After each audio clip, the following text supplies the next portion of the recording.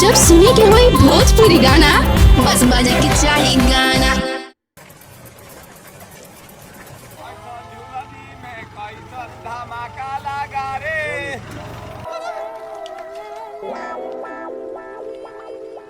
ए भैया है रसुरा। अरे का हरे बोल ना का मल दे अभी ले तहल दाथा ना थू दलाल अभी ले दूधे थे ना बेता दलाल। तो का करी गाजरा के खेती करी। हम एगो बिजनेस बताई ता बोल। ओइथन बिजनेस बा कि कमा के तुलंते मला माल हो जाइबा। अरे बताओ ना रे।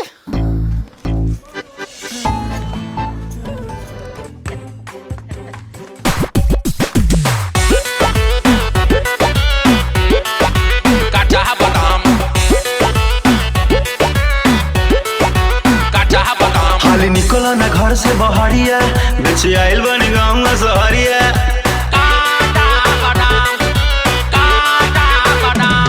हाली निकला ना घर से बहरिया बेचे आइल बनी गाँव ना सहरिया।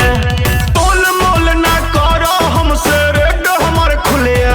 कैसे लगाए हो दाम? कच्चा बादाम ले लो कच्चा बादाम ले लो भौजी हमारा से कच्चा बादाम। कच्चा बादाम ले लो कच्चा बादाम ले लो दादी हमारा से कच्चा बादाम।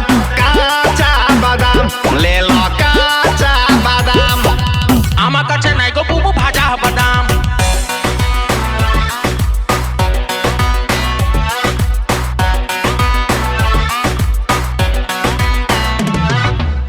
घूमते घूमत हम तो हो गइनी करिया भइल ना बहनी बंटा गोले शरीरिया। काटा बादाम घूमते घूमत हम तो हो गइनी करिया भइल ना बहनी बंटा गोले शरीरिया। भूख प्यासे मरतानी देखो भइल शाम है राम। कच्चा बादाम ले लो कच्चा बादाम ले लो भौजी हमारा से कच्चा बादाम। कच्चा बादाम ले लो कच्चा बादाम ले लो चाची हमारा से कच्चा बादाम। कच्चा बादाम ले लो कच्चा बादाम। अरे रबिया तोर खून पी जाइब हम अभी ले बहनी ना भइल। हे मल दे दिल लदा दे बेटा ना ता हाले हल्दी ना ला दी।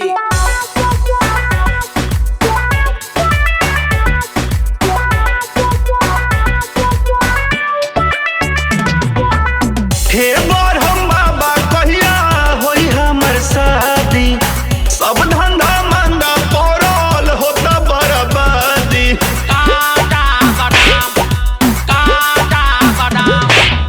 सुघर सा घर बाड़ा तू घन श्याम हो मन करे किन ले सौसे बादाम हो। दे के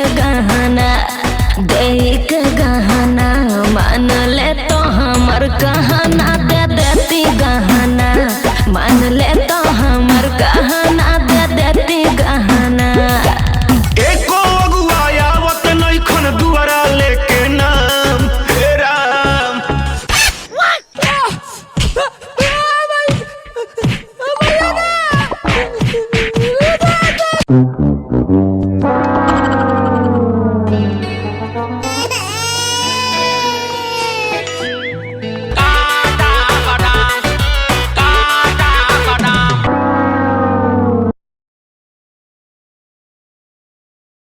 कच्चा बादाम ले लो कच्चा बादाम ले लो भौजी हमारा से कच्चा बादाम। कच्चा बादाम ले लो कच्चा बादाम